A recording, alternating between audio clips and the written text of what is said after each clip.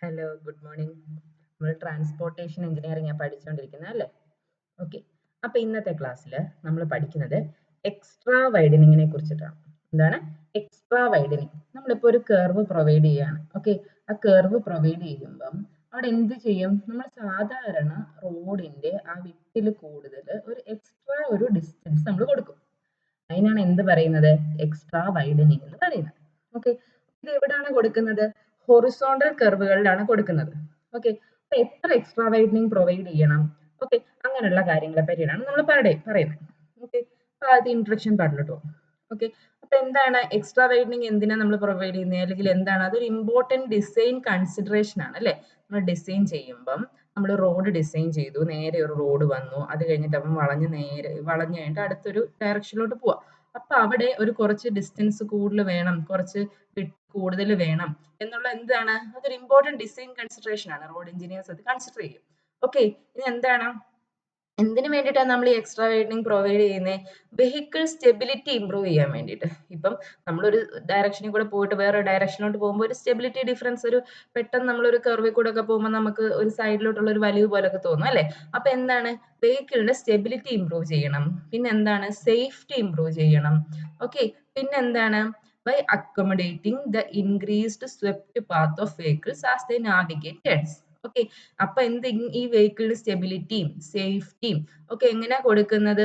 ഒരു swept path എന്ന് ഇവിടെ ഉദ്ദേശിച്ചത് തന്നെ എന്താണ്, നമ്മുടെ എക്സ്ട്രാ വൈഡനിങ് കൊടുക്കുന്ന ആ ഒരു പാത്ത്, ഒരു ഇൻക്രീസ്ഡ് സ്വെപ്റ്റ് പാത്ത്. ഇത് കണ്ടോ, ഇവിടെ ഇങ്ങനെ കുറച്ച് ഡാർക്ക് ആയിട്ട് കൊടുത്തേക്കുന്നുണ്ടോ? അപ്പൊ എന്ത് ചെയ്യും, നമ്മുടെ റോഡിന്റെ വിഡ്ത് ശരിക്കും ഇത്രയേ ഉള്ളൂ, അതിനെ എന്ത് ചെയ്യും, കുറച്ച് ഇൻക്രീസ് ചെയ്ത് കൊടുക്കും.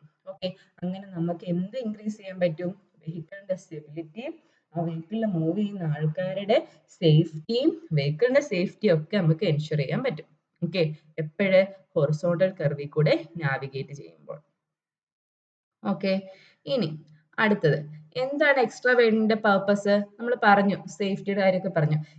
എൻഹാൻസ്ഡ് വെഹിക്കിൾ സ്റ്റെബിലിറ്റി, വെഹിക്കിളിന്റെ സ്റ്റെബിലിറ്റി എന്ത് ചെയ്യുക? കൂട്ടുക. അപ്പൊ നമ്മൾ ഈ എക്സ്ട്രാ വൈഡനിങ് കൊടുത്തു കഴിയുമ്പോൾ എന്ത് സംഭവിക്കും? അവിടെ കുറച്ച് കൂടുതൽ സ്പേസ് കിട്ടും. ആർക്ക്? നമ്മുടെ വെഹിക്കിൾസിന്. എന്തിനു വേണ്ടിയിട്ട്?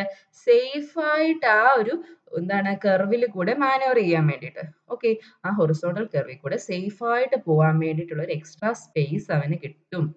ഓക്കെ, ഇനി എന്താണ്, നമ്മുടെ ഈ വെഹിക്കിള് ഇതുപോലെ കർവിൽ കൂടെ പോകുമ്പോഴൊക്കെ സ്കിഡിങ് ഒക്കെ ഉണ്ടാകാം, അല്ലെ ലോസ് ഓഫ് കൺട്രോൾ ഒക്കെ ഉണ്ടാകാം.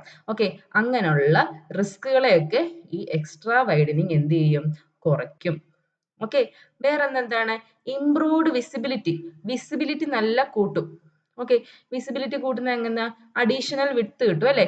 അഡീഷണൽ വിഡ്ത് കിട്ടുമ്പോഴത്തേന് എന്താ, ഡ്രൈവറിന് ഒരു ക്ലിയർ വ്യൂ കിട്ടും. ഓക്കെ, ആ സൈഡുകളെ പറ്റി, അല്ലെങ്കിൽ ഒരു ഹൊറിസോണ്ടൽ കർവ് ആവുമ്പം എന്താണ്, നമുക്ക് അപ്പുറത്തെ സൈഡിൽ കൂടെ കുറച്ച് കുറച്ച് വിസിബിലിറ്റി, അതായത് നല്ല കുറച്ച് വൈഡ് ആവുമ്പോൾ എന്താ, നമ്മുടെ ആ ഒരു ആംഗിൾ തന്നെ കുറച്ചുകൂടെ വൈഡ് ആവും അല്ലെ? നമുക്ക് കാണാൻ പറ്റുന്ന ആംഗിളോട് കുറച്ച് വൈഡ് ആവും. ഡെന്റിന്റെ ക്ലിയർ സൈഡ്സ് ഒക്കെ നമുക്ക് നല്ല വിസിബിൾ ആകും. ഓക്കെ, അപ്പൊ എന്തെങ്കിലും പൊട്ടൻഷ്യൽ ഹസാർഡ്സ് ഒക്കെ ഉണ്ടെങ്കിലോ എന്തെങ്കിലും ഒബ്സ്റ്റക്കിൾസ് ഒക്കെ ഉണ്ടെങ്കിലോ എന്താണ്, ഡ്രൈവറിന് നല്ല വിസിബിൾ ആകുമ്പോൾ വെഹിക്കിൾ സ്റ്റോപ്പ് ചെയ്യാനോ അങ്ങനെ എന്തെങ്കിലും ഒക്കെ ഉള്ള ഒരു ഫ്രീഡം കിട്ടും. അടുത്ത എന്താണ്, റെഡ്യൂസ്ഡ് എൻക്രോച്ച്മെന്റ്.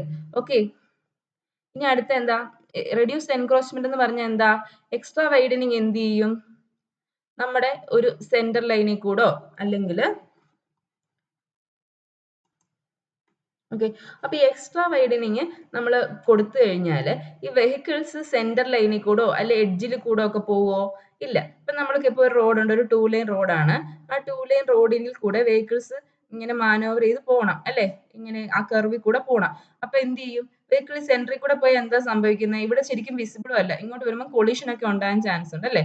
അപ്പൊ അതുകൊണ്ട് നല്ല എക്സ്ട്രാ വൈഡനിങ് നല്ലതായിട്ട് പ്രൊവൈഡ് ചെയ്ത് കഴിഞ്ഞാൽ എന്ത് ചെയ്യും, കൊളീഷൻ പ്രിവെന്റ് ചെയ്യാനും വെഹിക്കിൾസിനൊക്കെ സ്മൂത്ത് ആയിട്ട് അതിൽ കൂടെ പോവാനും ഒക്കെ എന്ത് ചെയ്യും, ഇത് ഹെൽപ്പ് ചെയ്യും. അടുത്ത നോക്കി, ഫാക്ടേഴ്സ് അഫക്റ്റിംഗ് എക്സ്ട്രാ വൈഡനിങ്. എന്തൊക്കെയാണ് എക്സ്ട്രാ വൈഡനിങ്ങിനെ അഫക്ട് ചെയ്യുന്ന ഫാക്ടേഴ്സ്? അതെന്ന് പറഞ്ഞാൽ നമുക്ക് മൂന്നായിട്ട് തിരിക്കാം. വെഹിക്കിളിന്റെ ക്യാരക്ടറിസ്റ്റിക്സ് ഉണ്ട്, നമ്മുടെ ആ കർവ്, ഹൊറിസോണ്ടൽ കർവിന്റെ ജോമെട്രി ഉണ്ട്, പിന്നെ നമ്മുടെ സ്പീഡ്, ട്രാഫിക് കണ്ടീഷൻ, ഇങ്ങനെയുള്ള ഫാക്ടേഴ്സ് ഒക്കെ എന്തിനെ അഫക്ട് ചെയ്യും? എക്സ്ട്രാ വൈഡനിങ്ങിനെ അഫക്ട് ചെയ്യും. അപ്പം വെഹിക്കിളിന്റെ ക്യാരക്ടറിസ്റ്റിക്സ് എന്ന് പറയുമ്പോൾ എന്തൊക്കെ വരും? നമ്മുടെ വെഹിക്കിളിന്റെ ലെങ്ത്, അല്ലെങ്കിൽ അതിന്റെ വീൽ ബേസ് ഒക്കെ നമ്മൾ പറഞ്ഞിട്ടുണ്ട്. വീൽ ബേസ്, പിന്നെ എന്താണ്, അവൻ ടേൺ ചെയ്യുന്ന റേഡിയസ്. ഓക്കെ, ഇതൊക്കെ എന്ത് ചെയ്യും, എമൗണ്ട് ഓഫ് എക്സ്ട്രാ വൈഡനിങ് റിക്വയർഡിനെ ഡിപ്പെൻഡ് ചെയ്യും.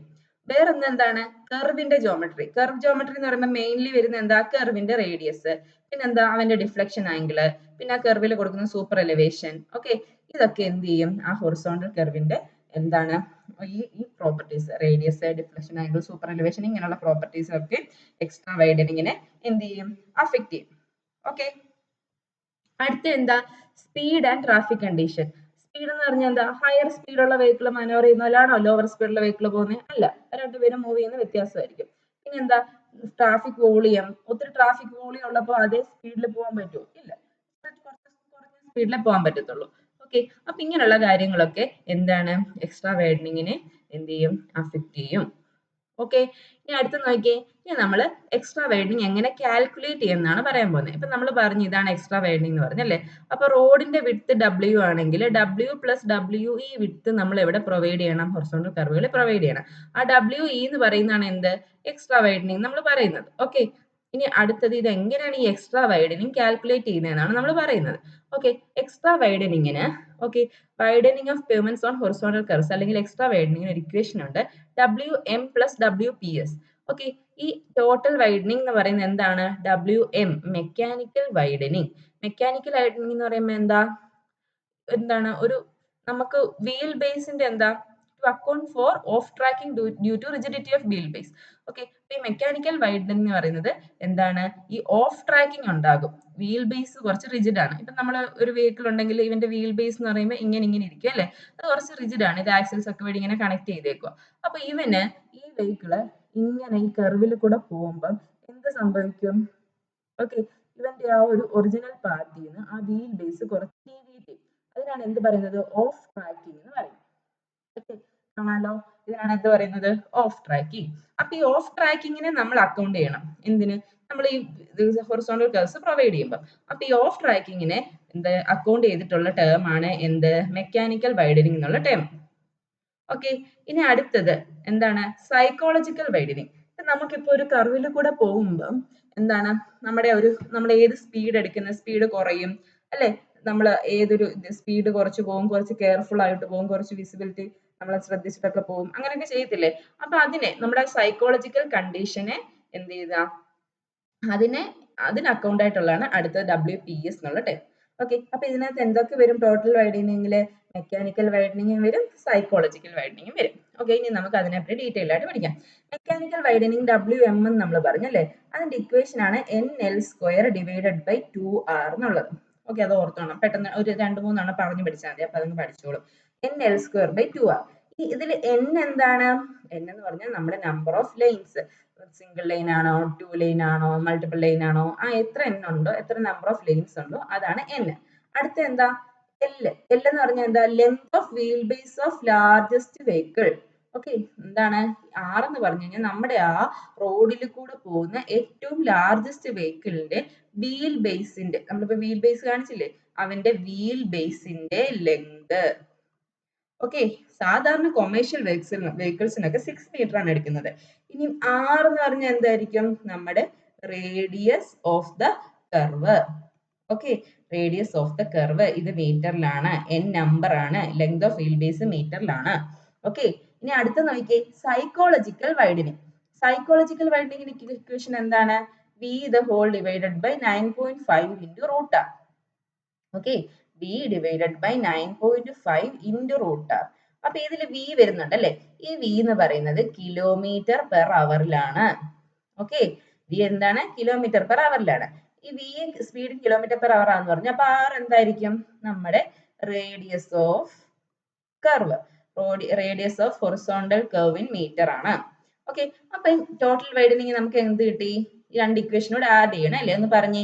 NL² divided by 2R plus V divided by 9.5 into root R. N എന്താ? നമ്പർ ഓഫ് ലൈൻസ്, L എന്താ? വീൽ ബേസിന്റെ ലെങ്ത്, R എന്താ? റേഡിയസ് ഓഫ് കർവ്, V എന്താ? കിലോമീറ്റർ പെർ അവറിലുള്ള സ്പീഡ്, 9.5 റൂട്ട് R എന്താ? Radius. Okay, അപ്പൊ എല്ലാ ടൈംസും പഠിച്ചല്ലോ. ഇനി നമുക്ക് ഇതിനകത്ത് വരുന്ന 2-3 കാര്യങ്ങൾ പറയാൻ പോകുന്നത്. ഇനി ഒരു ഷാർപ്പ് കർവ് ആണ്. ഓക്കെ, ഷാർപ്പ് കർവ് എന്ന് പറയുമ്പോൾ എന്താ?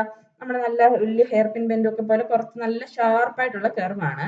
അവന്റെ റേഡിയസ് ലെസ് ദാൻ 50 മീറ്റർ ആണ്. Okay, radius less than 50 metre ആണ്. ഓക്കെ, അപ്പൊ അങ്ങനെ വരുമ്പോ എന്താ, എക്സ്ട്രാ വൈഡനിങ് എവിടെ മാത്രമേ പ്രൊവൈഡ് ചെയ്യാവുള്ളൂ? Extra widening shall be provide on inner side of curve. Okay, അപ്പൊ നമ്മൾ കർവ് കൊടുക്കുകയാണ്, അത് നല്ല ഷാർപ്പ് കർവ് ആണ്. അപ്പൊ എക്സ്ട്രാ വൈഡനിങ് കൊടുക്കേണ്ടത് എവിടെ? ഈ ഇന്നർ സൈഡിലാണ്. ഓക്കെ, അടുത്ത് നോക്കിയേ, ഇവിടെ കർവിന്റെ റേഡിയസ് ഗ്രേറ്റർ ദാൻ 50 മീറ്റർ ആണ്. ഓക്കെ, അപ്പൊ എന്ത് ചെയ്യണം? 50 മീറ്ററിൽ കൂടുതലാണെങ്കിൽ നമ്മൾ കൊടുക്കുന്ന എക്സ്ട്രാ വൈഡനിങ് WE എന്ത് ചെയ്യണം? ഈക്വൽ ആയിട്ട് ബോത്ത് സൈഡിൽ ഡിസ്ട്രിബ്യൂട്ട് ചെയ്ത് കൊടുക്കണം. ഓക്കെ, ഇനി അടുത്ത് നോക്കിയേ, extra widening is not required when radius will be more than 300 metre. Radius വളരെ കൂടുതലാണ്, 300 മീറ്ററിലും വളരെ കൂടുതലാണ്. ഓക്കെ, അത്രയും വലിയൊരു കർവ് ആകുമ്പോൾ പതുക്കെ സ്മൂത്ത് ആയിട്ട് ഗ്രാജുവലി അതങ്ങ് പൊക്കോളും. അവിടെ ആക്സിഡന്റ് പ്രോബിലിറ്റി ഒന്നും വരത്തില്ല, വിസിബിലിറ്റി പ്രശ്നം വരത്തില്ല. അപ്പൊ എന്താണ്, 300 മീറ്ററിൽ കൂടുതൽ റേഡിയസ് ഉള്ള കർവുകളിൽ നമ്മൾ എന്താണ്, എക്സ്ട്രാ വൈഡനിങ് നിർബന്ധമില്ല, it is not required. Okay, അപ്പൊ ഇത്രയും കാര്യങ്ങളൊക്കെ മനസ്സിലായല്ലോ. ഇനി നമുക്ക് എന്താണ്, extra width of pavement on horizontal curves as per IRC തന്നിട്ടുണ്ട്. ഈ ടേബിൾ അത്ര ഇമ്പോർട്ടന്റ് ഒന്നും അല്ല, IRCയിൽ ഉള്ളതാണ് ഞാൻ പറഞ്ഞിരിക്കുന്നതേ ഉള്ളൂ. റേഡിയസ് മീറ്ററിൽ up to 20 metre, 21 to 40, 41 to 60, 61 to 100, 100 to 300, greater than 300. Okay, അപ്പം സിംഗിൾ ലൈൻ ആണെങ്കിലും ഡബിൾ ലൈൻ ആണെങ്കിലും കൊടുക്കേണ്ട എക്സ്ട്രാ വൈഡനിങ് കാൽക്കുലേറ്റ് ചെയ്തിട്ടുള്ള നമ്മൾ ഇക്വേഷൻ തന്നില്ലേ, അത് വെച്ചിട്ട് കാൽക്കുലേറ്റ് ചെയ്തിട്ടുള്ള ആൻസറുകളാണ് ഈ കൊടുത്തേക്കുന്നത്. ഓക്കെ, 1.5, 0.9, 1.5, 0.6, 1.2, 0.6, ഇവിടെ 0.9, 0.6, ബാക്കിയൊന്നും കൊടുക്കുന്നില്ല, ബാക്കിയെല്ലാം നില്ലാണ്. അപ്പൊ നോക്കിയാൽ ഗ്രേറ്റർ ദാൻ 300 മീറ്റർ ആകുമ്പോൾ സിംഗിൾ ലൈൻ ആണെങ്കിലും ഡബിൾ ലൈൻ ആണെങ്കിലും നമ്മൾ എക്സ്ട്രാ വൈഡനിങ് കൊടുക്കണോ? വേണ്ട.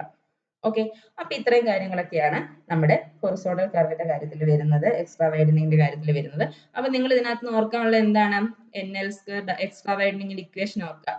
NL square divided by 2R plus V divided by 9.5 into root R. ഇതിനകത്ത് മെയിൻലി ഓർക്കേണ്ടത് V കിലോമീറ്റർ പെർ അവറിലാണ്. ബാക്കി കാര്യമൊക്കെ ഓർക്കാം. എല്ലിന്റെ വാല്യൂ അറൌണ്ട് 6 മീറ്റർ, അറൌണ്ട് 6. ചില ക്വസ്റ്റ്യനിലൊക്കെ 6.1 എന്ന് തരലുണ്ട്. പിന്നെ നമ്മുടെ എന്താ, number of lines, 6 radius in metre, ഈ 6 റേഡിയസ് ഇൻ മീറ്റർ. ഓക്കെ, പിന്നെ വേറൊരു കാര്യം എന്താ പറയുന്നത്, ലെസ് ദാൻ 50 മീറ്റർ ഉള്ള കർവ് ആണെങ്കിൽ ഇന്നർ സൈഡിൽ മാത്രം എക്സ്ട്രാ വൈഡനിങ് കൊടുത്താൽ മതി. പിന്നെന്താ, ഗ്രേറ്റർ ദാൻ 50 മീറ്റർ ആണെങ്കിൽ ബോത്ത് സൈഡിലും ഈക്വൽ ആയിട്ട് കൊടുക്കണം. പിന്നെ വേറെന്താ പറയുന്നത്, ഗ്രേറ്റർ ദാൻ 300 മീറ്റർ റേഡിയസ് ആണെങ്കിൽ എന്ത് കൊടുക്കണ്ട, എക്സ്ട്രാ വൈഡനിങ് കൊടുക്കണ്ട. ഇത്രയും കാര്യങ്ങൾ ഇതിനകത്ത് വരുന്നുള്ളൂ. വേറെ കുറച്ച് ഫാക്ടേഴ്സ് അഫക്റ്റിംഗ് ഒക്കെ ഉള്ളത് ഈ ഇതിനകത്ത് വരുന്ന എന്തൊക്കെ ടേംസ് വരുന്നുണ്ടെന്ന് ഓർത്ത് കഴിഞ്ഞാൽ തന്നെ നമുക്ക് കിട്ടും. ഓക്കെ, അപ്പൊ ഇത്രയും കാര്യങ്ങളാണ് എക്സ്ട്രാ വൈഡനിങ്ങിന്റെ കാര്യത്തിൽ വരുന്നത്. ഇനി നമുക്ക് MCQ ക്വസ്റ്റ്യൻസ് ഡിസ്കസ് ചെയ്യാവേ. Okay, thank U.